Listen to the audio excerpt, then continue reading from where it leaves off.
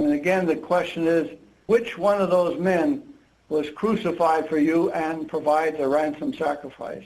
So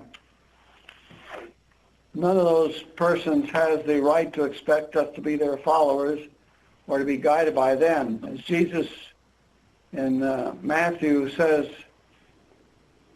let none of you be called rabbi, which is also translated master or teacher, because all you are brothers. So Jesus didn't set up a system, a religious system. He established a Christian brotherhood where no one person has control over the others. And all the words that are used to describe the activity of men within the congregation, such as elder or overseer and teacher, and they describe not a position or a title, but the service that persons would perform. So that is the proper attitude to have. And when I was on the governing body, I saw that this was not the spirit that prevailed, that these men viewed themselves as the ones in control, and that they were in position to set policies and then call on everyone to obey.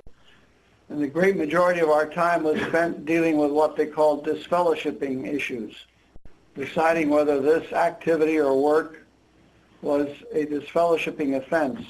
Then when the policy was decided and published, questions would come in on this particular aspect or that particular aspect and all the details of the matter. And so we were constantly deciding issue after issue and minor issues and sub-issues, but time spent in discussing and presenting biblical information that would build people up, there was practically none of that time spent.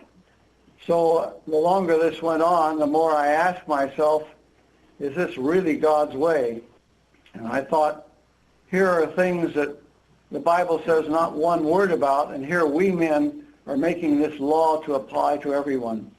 And that's the reason when I left Brooklyn, I wrote this book, A Crisis of Conscience, because the great majority of Jehovah's Witnesses have no idea how the governing body functions.